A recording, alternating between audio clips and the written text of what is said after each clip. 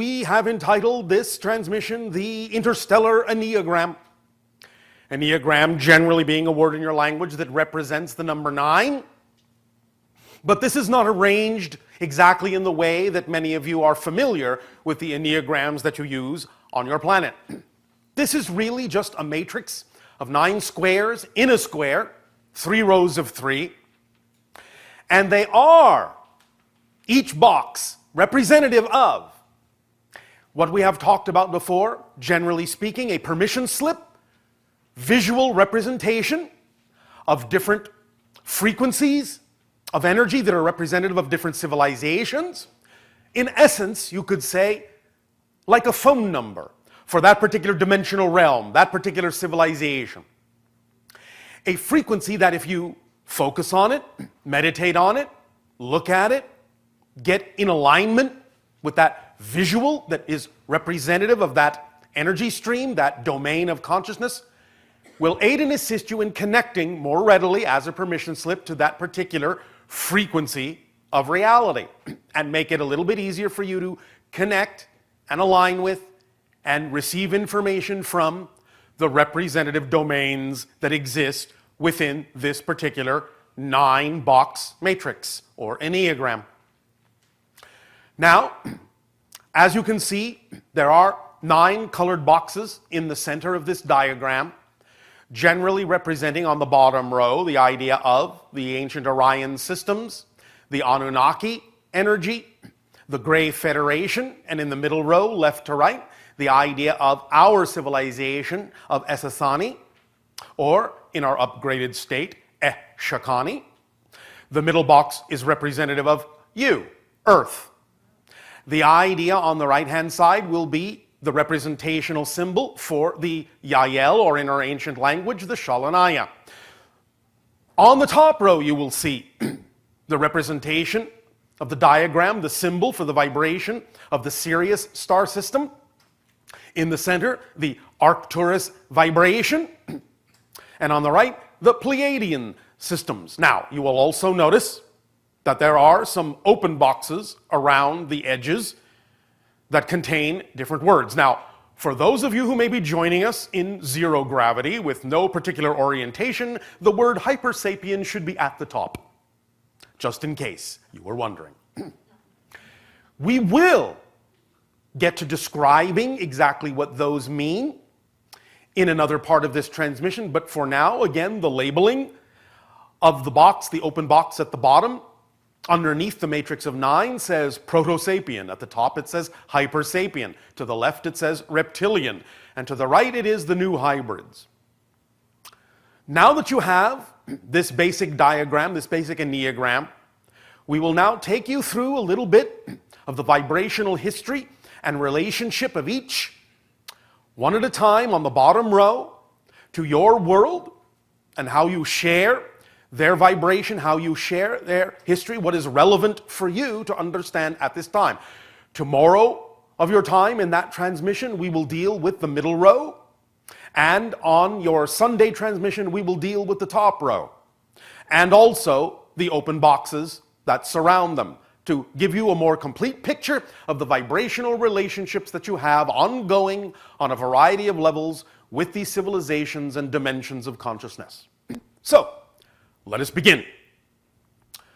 We will actually, on the bottom row, begin in the center with the symbol for the Anunnaki, which is represented by a winged circle that contains the colors of gold and red and blue against a black backdrop. Now, you will notice, of course, first of all, that the wings are not contained within the box. We wanted to represent the entire symbol to you. And so, because the diagrams for Orion and the Grey Federation to the left and the right were relatively simple 3-bar symbols, we simply allowed the wings to overlap each, understanding that this is an overlap. The wings are not part of the left and right diagrams. They simply rest on top for convenience of visualization. Now, the idea of the Anunnaki symbol, representative of this golden flying disc, that has at its heart a red dot which represents the life within, and around the gold disc the idea of a blue energy field. This is actually to some degree representative of the ancient ships that used to visit your planet from the Anunnaki, and is representative of the symbols that you still see in many of the cultures on your planet, the flying disc. Represented in many different ways, of course. Not a literal representation of their ships, but close enough, in the sense that the ships were basically disc-like in the center and did possess a certain type of wings and steering mechanisms as they glided through your atmosphere, even though they didn't necessarily require them. In space, they were capable of retracting and folding in a way that allowed the ships to be more streamlined when these appendages were unnecessary in the vacuum of space. But once they entered your atmosphere, they did look like flying discs in a variety of ways. So they could steer through your atmosphere and use the gravitational fields by extending these wings to guide them and land them safely upon your planet.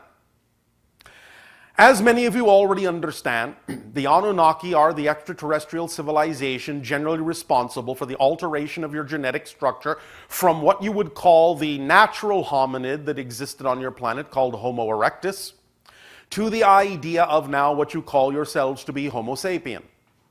In altering the genetic structure by including some of the Anunnaki DNA, they allowed you to create or exist in its present form, the human being, as you call yourselves, so that they would have a relationship to the Anunnaki, to be utilized in a variety of ways in that relationship, as workers, as companions, in a variety of ways, for their purposes of visiting your world, which fundamentally was to aid and assist them in mining minerals, gold in particular, that would allow them to alter the weather patterns of their own planet and make adjustments in that way to their energy fields.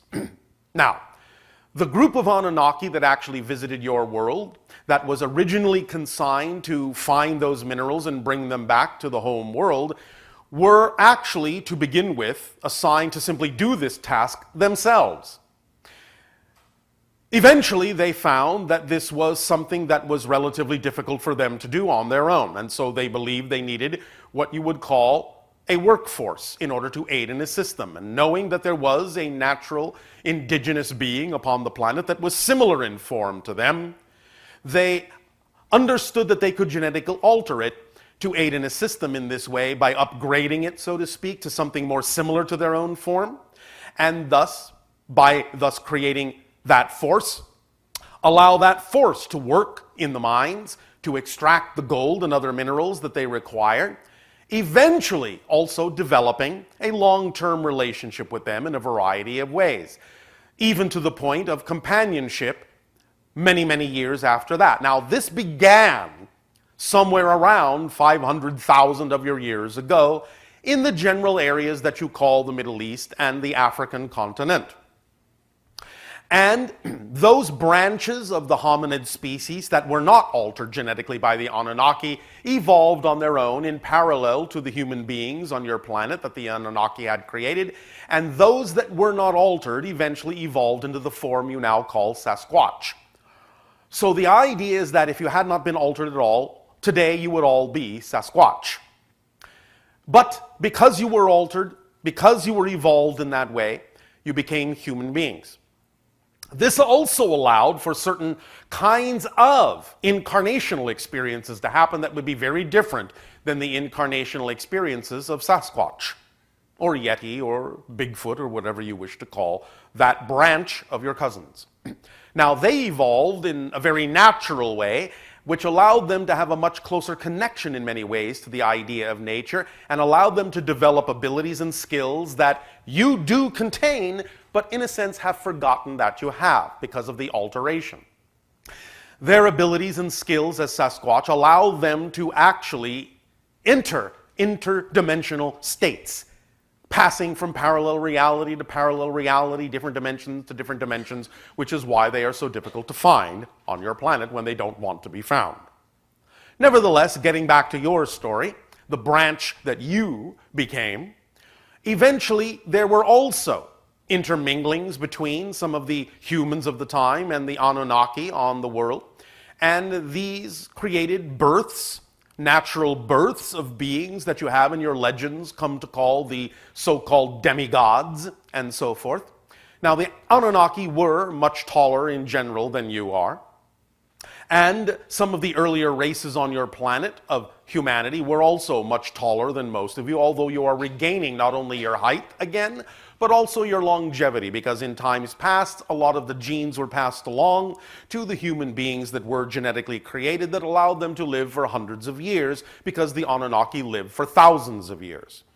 The idea is that you are regaining this ability again. The genetic material is being opened up again because of new vibrations that are now existing in this present day on your planet, allowing you more longevity, allowing you greater height, greater health, greater vitality. And you are opening up those connections energetically to the Anunnaki and those genetic materials that you contain. Now, of course, the Anunnaki themselves also contained a mixture of different genetics from different races. We will not get into that so much right now, although you can certainly understand, we will give you a little bit of a sneak preview, that one of these was what is called on that diagram the Proto-Sapiens. We will get into them another time. But you could say that in general, the Proto-Sapiens are the precursors of all the human forms in your galaxy. Now, the Anunnaki, the branch that was on your planet and creating the idea of the Homo sapien groupings, were actually just a branch. And in their original assignment, were not really supposed to tinker with the genetics of the planet. When the main council of Anunnaki discovered that they had done so and created a new intelligent race of beings, well, let's just say they weren't very happy about it.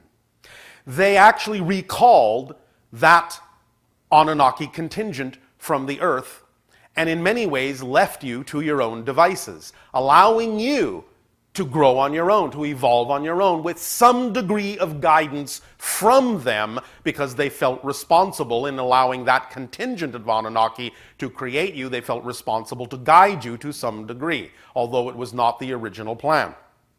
And so again, the stories of visitations over time, again from the idea of angels and gods from the sky, leading and guiding and teaching in a variety of ways to allow you to grow into your own civilization and allow you to take over some of the cities that had been created and become the actual kings of old, although the Anunnaki bloodline still coursed strongly in their veins. You see this in the representation of the ancient 10 kings of Atlantis, in Lemurian times, and even into relative modern times, as you still remember Egypt as having kings, and then eventually the idea of pharaohs. But all this goes back to the concept of the blue bloods, the royal lines, and everything that created the concept of royalty on your planet, because it is traced all the way back to the idea of the Anunnaki, who actually were slightly bluishly tinged. So the blue blood line was looked upon as the purest line in that way, although of course you all contain Anunnaki genetics. But there might be here and there some that are more directly related in direct lineages to some of those ancient genes. Now, once that began to happen, and you had on your planet contingents of humans who were creating their own civilizations, mostly guiding themselves with a little bit of input here and there from extraterrestrial beings and extra-dimensional beings, teaching them how to open up their consciousness to tap into source, to draw down and download information from a variety of sources. Then eventually humanity was pretty much left on its own in that way to evolve to a certain point to see if they would arrive at a point where they could then reconnect with the idea of extraterrestrial beings, extra-dimensional beings, which would show that they evolved to a point where the next stage of evolution could occur. We will leave that story for the moment and shift over to the idea of the ancient Orion systems and how they come into play in your reality. This story begins also long ago, in fact, actually millions of your years ago, in the ancient systems of Orion. There was, in that system, a society under great suppression. great oppression, great negativity, great hardship, great difficulty. In particular, on one of the worlds of the Orion systems that in the ancient language was called Huva. Huva, in that sense, was the central seat of the Orion government, which again was very oppressive. You can see the representation of the idea, the symbol of the vibration, of transformation that over time took place in the Orion systems by looking at the 3-bar banner on the lower left that is represented at the bottom by a black bar, in the middle by a red bar, and at the top by a white bar, showing that the transformation from negative to positive has occurred in the Orion systems, but it occurred through the middle bar of red, through the experiences of life, through the pain and difficulty and suffering of the beings in that time, through the blood of the people. Now, this story of the Orion systems took a long time to work itself through.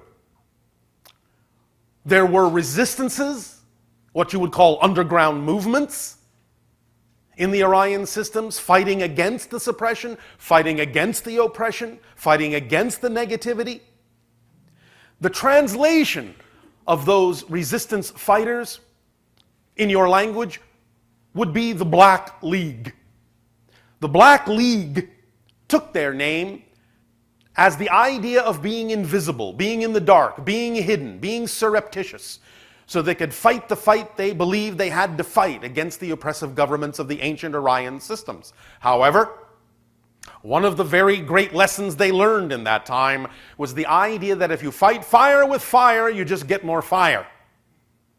And the idea of using the same violent tactics against the government that the government was using against them did not really work out very well for that resistance movement, and it created an increase in the suppression and an increase in the negativity, and thus they learned that there must be another way. And in learning that there must be another way, they began to approach the idea of the negativity with positive energy, positive vibrations, and over time slowly transform the Orion systems from darkness into light, from negative into positive, through their sacrifice, through their pain, through their blood. But the idea is that many of the ancient Orions also made a connection to the idea of wanting to work this out on many different levels interdimensionally, and so created for themselves incarnational connections to other star systems that had the vibrational energy that would allow them to go through a process of transmuting this negative energy into positive energy. One of those systems was your solar system. Now, this again was millions of years ago. But some of the first incarnations of ancient Orion energy occurred on a planet that is now what you call your asteroid belt. It no longer exists as a planet. And it was known by many names, but we will choose the idea of Maldek to represent it. Many incarnations were played out there. Much of the ancient Orion negativity was played out there, and eventually the vibration of that negativity was too much to handle and created circumstances and situations that ultimately destroyed the planet through collisions with other planetary bodies in the system when it was young. The incarnations then moved to the next habitable planet, which you now call Mars. At the time it was inhabited. Again, the ancient Orion systems worked themselves out to some degree, but there was still a lot of negativity to be worked out, as this process took eons and eons to go through. When Mars also attracted to itself the idea of a negative experience of destruction through the bombardment of asteroids that ripped away its atmosphere and turned it into the relatively desolate planet that you now understand Mars to be, then the incarnation shifted about 6,000 of your years ago to the Earth plane. Now, this does not mean that the destruction that took place on Mars happened 6,000 years ago. There was a lot of interim time in which, in other dimensions, the Orion energy was playing itself out and going through different processes until it was ready to come into the Earth vibration. The idea of the introduction of the ancient Orion energies and that process of going from the negative to the positive began to play itself out upon its arrival in the area on your planet you call the Middle East.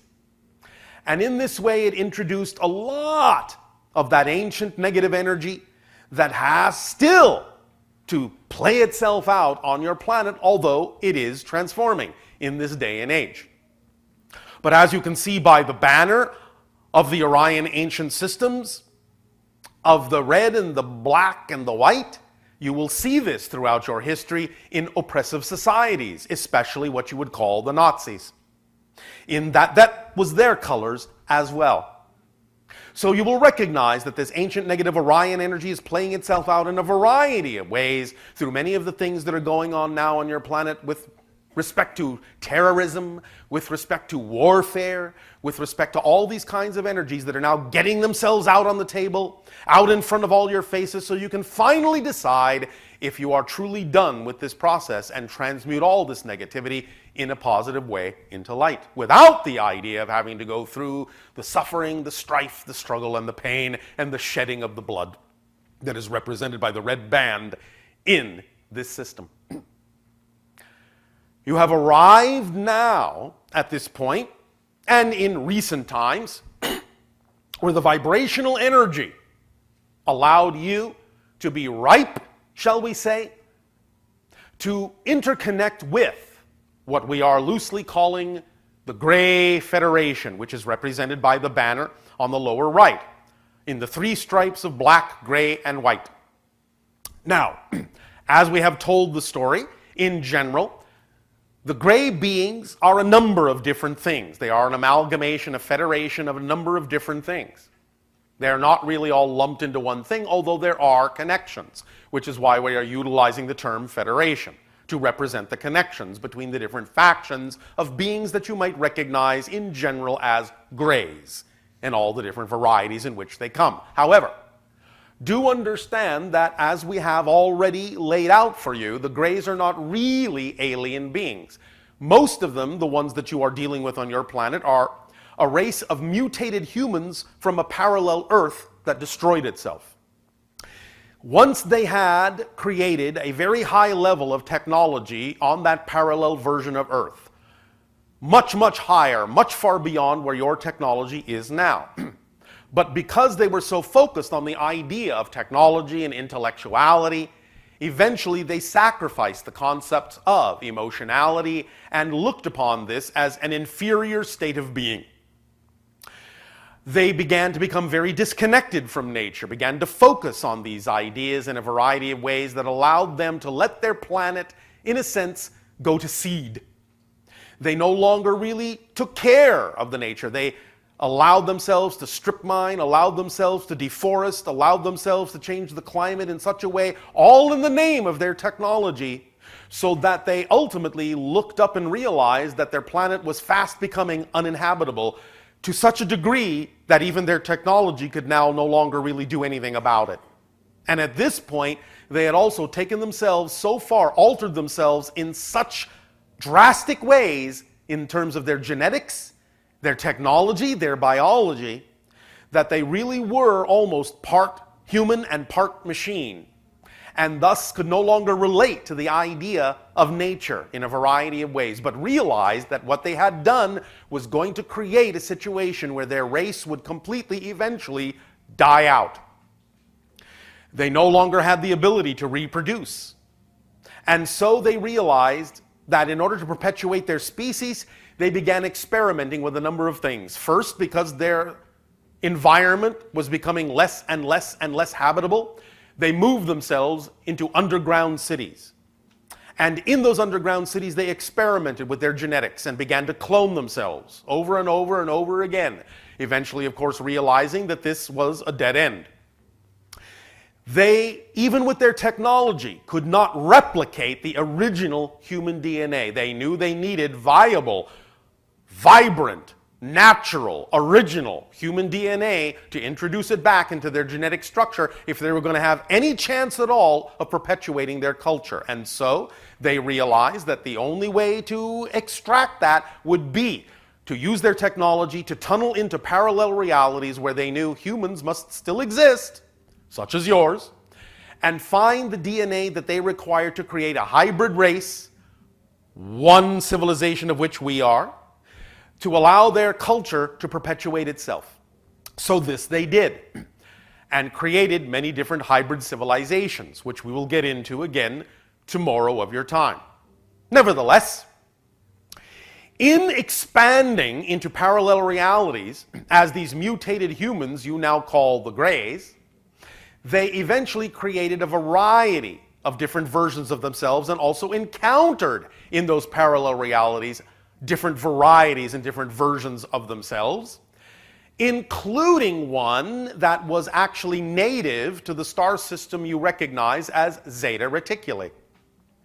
By making, in a sense, a relationship with the beings there, they created something, they formed a relationship and an agreement with something that they desperately needed, which was a different kind of guidance, on a different kind of level, beyond just intellectuality, on a level that could see into different dimensions, could really help them plan out the idea of how to create these hybrid civilizations, who could oversee such a vast project that would take eons of time to manifest.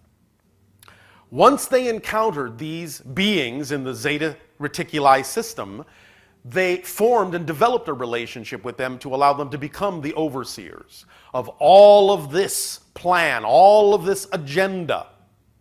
And in allowing those overseers to participate in that hybridization agenda that would perpetuate their species, in some ways, they actually started deferring to them and allowed them to really become the primary organizers of their civilization. These overseers are what many of you in the abduction phenomenology have come to recognize as the insect-like mantis beings that are very tall. They became part, in that sense, of the Grey Federation as the overseers. Now, upon recognizing that many of the parallel reality versions of Earth that the Greys had tunneled into were also going down similar vibrational paths to the path they had taken that destroyed their world and prevented them from being able to reproduce, prevented them from having emotionality, they recognized that by creating these hybrid beings such as ourselves, they could also give back a gift to those parallel worlds by allowing these hybrid beings to stave off the same fate, the same experience that many of the parallel versions of Earth were also going down, so that they would not have to experience the same degree of limitation that the Greys experienced on their world.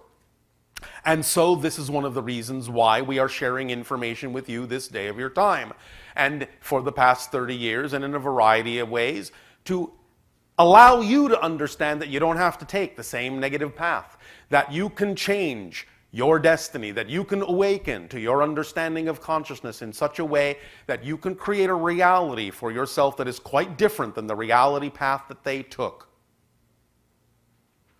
Does all this make some sense to you? Yes. All right. This will be the history for now that we will share of the bottom row of the Enneagram. And as we, in the forthcoming transmissions this weekend of your time, include the other levels, we will also magnify and enhance what we have already said here as it relates to the idea of the Earth. Notice that in the center, the symbol, the vibrational telephone number, if you will, of your planet starts with a black square. Then there is a square within that that is tilted 45 degrees, that is blue. Then a square within that that is again straight, that is green, and then a square within that that is smaller, again tilted 45 degrees, that is white. This, of course, represents the space around your planet. The blue is the water, the green is the land, the white is the air, the atmosphere, and the clouds of your world. The square represents what you typically refer to as the four corners of your world, and it allows you the opportunity to connect to these other diagrams, these other symbols in the Enneagram in a way where you can draw upon their energy, draw upon their information in the way that serves you best, in the way that is representative of the transformations you're making in your life at this time. And again, by focusing on these vibrational symbols as telephone numbers and linking and connecting and aligning with the vibrations of their particular dimensions, you can take advantage of downloading information and energy to yourself that will aid and assist you in centering your being in such a way that you can use all of this, use all these frequencies, use all these dimensions, use all these genetic connections, use all these relationships to guide yourself unerringly, straight and true, like a compass needle, to your best destiny. We will continue with this Enneagram transmission and expand upon this history in tomorrow's transmission. But for now, in return for the gift you are giving us and allowing us to experience you at this time and share with you in a family way, I ask, in what way may we now be of service to you with your questions?